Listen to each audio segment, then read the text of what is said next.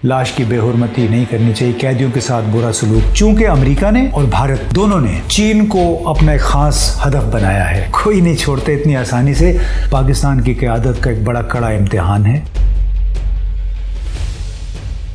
अस्सलाम वालेकुम दोस्तों, हर तरफ ये सवाल उठ रहा है कि अफ़गानिस्तान में क्या होने जा रहा है, पाकिस्तान पे उसका असर क्या पड़ेगा और पाकिस्तान उसके लिए क्या कुछ कर सकता है। कबल इसके कि हम इन सवालात के जवाब तलाश करें, अगर आप मेहरबानी करें इस चैनल को सब्सक्राइब करें, लाइक करें, अपने दूसरे दोस्तों के साथ भी शेयर करें, ताकि हमारा आपका इस लिंक के ज़रिए रब्ता पक्का हो जाए, ताकि हम एक दूसरे से इस तरह सीख सकें। अब बात हो जाए अफ़गानिस्तान की। ऐसे लगता है मुसलसल मैदान जंग बना हुआ है।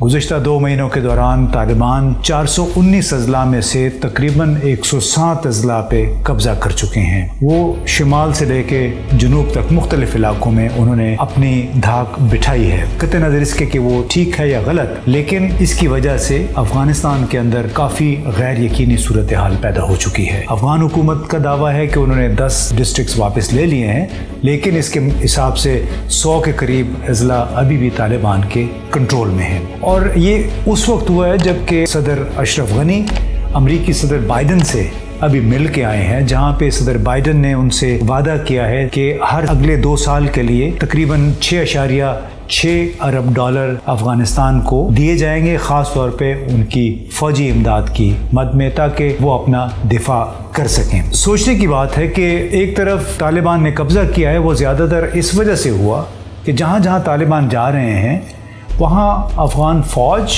और पुलिस के लोग ख़ुद ही पीछे हट रहे हैं, यानी हथियार फेंक के उनके साथ गले मिलते हैं और फिर घरों को चले जाते हैं। यही पैगाम तालिबान की तरफ से भी आ रहा है कि हम आपसे लड़ना नहीं चाहते, आप हमारे भाई हैं, लेकिन हम चूँकि यहाँ आए हैं, अगर आप हथियार फेंक देते हैं तो कई मौके पे तो उन्होंने कुछ उनको पैसे भी दिए हैं कि आप जाएं घर जाके आराम करें, हमसे लड़ने की ज़रूरत नहीं है।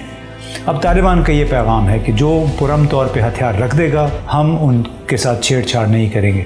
लेकिन जैसे अभी आप इस वीडियो में देखें, वो लोग बकौल तालिबान के जो तालिबान को अब भी गाली दे रहे हैं, जो तालिबान को अभी दहशतगर्द करार देते हैं, जो तालिबान कैदियों के साथ नारवा सलूक कर रहे हैं, और जो तालिबान की लाशों के साथ जो लोग मारे जाते हैं उनकी लाशों की बेहुरमती कर रहे हैं, उनके ख़िलाफ़ तालिबान का कहना है जंग जारी रहेगी।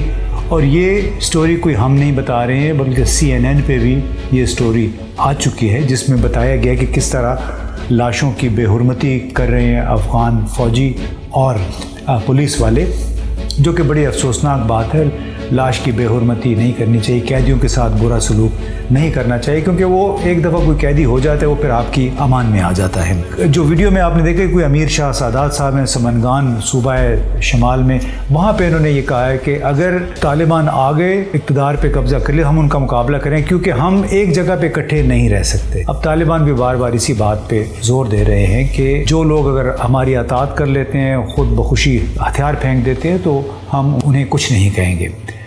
अब एक बड़ी मुश्किल सूरत हाल पैदा हो गई है अफ़गानिस्तान के अंदर। एक तरफ तो जो पश्तून और नॉन पश्तून के दरमियान रिवायती एक मुखासमत है, दुश्मनी है, वो बड़ी उभर के सामने आई है, वो तकसीम काफ़ी गहरी हो गई है। इसके साथ साथ तालिबान के ख़िलाफ़ जो गैर पश्तून अनासर है, जिसमें ताजिक भी हैं, उज़्बेक भी हैं, हज़ारा भी हैं, वो सब बड़े सरगर्म हो गए हैं। और इनमें से कई लोगों के ताल्लुकात, कई लोगों के अभी भी घराने भी भारत में आबाद हैं। तंज़न कई मरतबा ये कहा जाता है कि ये लोग भारत की नौकरी में हैं, इसीलिए तालिबान के ख़िलाफ़ मुआनदाना बड़े सख्तगीर किस्म के बयानात ये देते हैं, जैसे कि तालिबान कोई गैर मुल्की एजेंट हैं। कई लोग तो वो तालिबान को गैर मुल्की एजेंट, पाकिस्तान का एजेंट करार देते हैं, यानी पाकिस्तान को बदनाम करने के लिए। और इसमें भारत बड़ा पेश है, क्योंकि जितने भी ख़ास तौर पे पाकिस्तान के हवाले से जितनी भी इंफॉर्मेशन है वो भारतीय ज़राए से आती है, भारतीय वेबसाइट से आती है।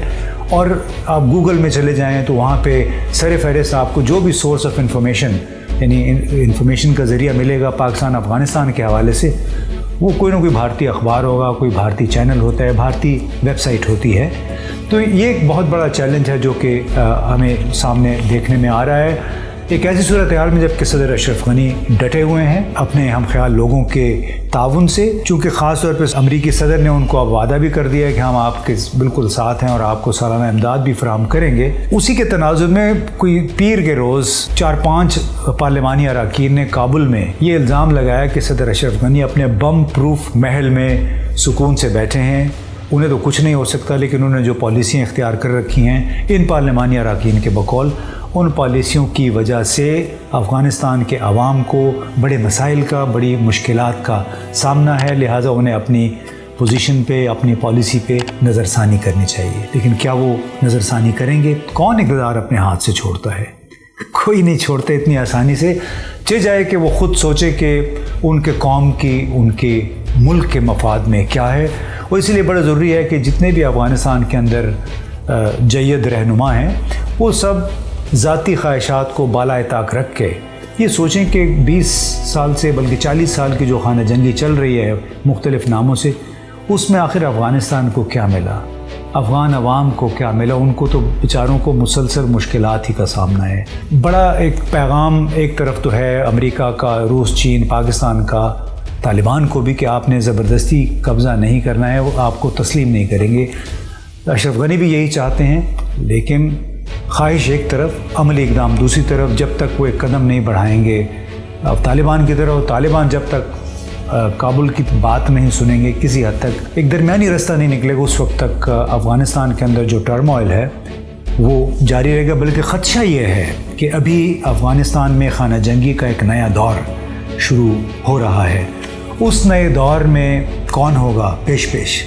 بظاہر تو وہ افغان ہوں گے, مختلف متحارب دھڑے ہوں گے, اور خاص طور پہ وہ لوگ جن کو اب صدر اشرف غنی نے باقاعدہ اعلان کیا ہے کہ ان کو فنڈنگ کی جائے گی. جتنے پرائیویٹ ملیشیا ہیں وہ ان کو مختلف ریجنز میں مسلح کرنے کی کوشش کی جا رہی ہے, فنڈنگ دی جائے گی ان کو تاکہ وہ طالبان کا مقابلہ کر سکیں. لیکن کیا وہ طالبان کا مقابلہ کر سکیں گے؟ شاید کافی سارے دھڑے اس میں کامیاب بھی ہو جائیں گے, کیونکہ ان کو کہیں نہ کہیں سے امداد آ رہی ہوگی.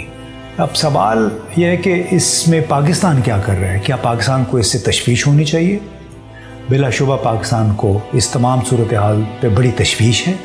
اور جو پارلیمان میں بھی ایک بند کمرے میں, جس کو کہتے ہیں ان کیمرہ اجلاس ہونے جا رہا ہے, جس میں تمام عسکری قیادت موجود ہوگی, تمام سویلین قیادت اور پارلیمانی اراکین موجود ہوں گے, ایسا لگ رہا ہے کہ اس اجلاس میں بھی انہی خطرات کا ذکر کیا جائے گا. پارلیمانی اراکین کو ان چیلنجوں سے آگاہ کیا جائے گا جو کہ افغانستان کی صورتحال سے پاکستان کو سامنا ہے.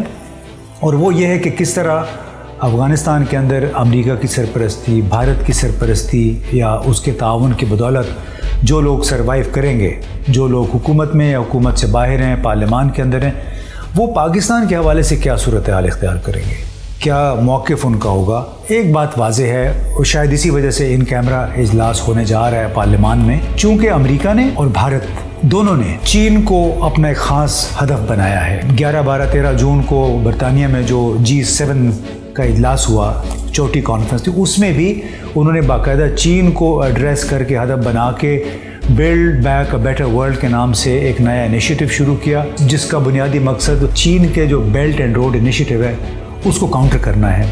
وہ کاؤنٹر کر سکے یا نہ کر سکے, لیکن ایک بات واضح ہے کہ بھارت, امریکہ اور اس کے ہم خیال افغان دھڑے ہیں, افغان سیاستدان یا افغان فوج کے ایک سرکردہ لیڈر, وہ ضرور مشکلات کھڑی کریں گے ملک کے اندر, اور ان مشکلات کا براہ راست اثر آئے گا پاکستان پہ. لہٰذا پاکستان کی قیادت کا ایک بڑا کڑا امتحان ہے. افغانستان سے اٹھنے والے طوفان, نئے طوفان کا سامنا کیسے کیا جائے. شاید اسی وجہ سے پارلیمان کے مشترکہ اجلاس اور ان کیمرہ اجلاس بلانے کی ضرورت محسوس کی گئی ہے. دیکھیے اس میں وہ کیا فیصلے کرتے ہیں.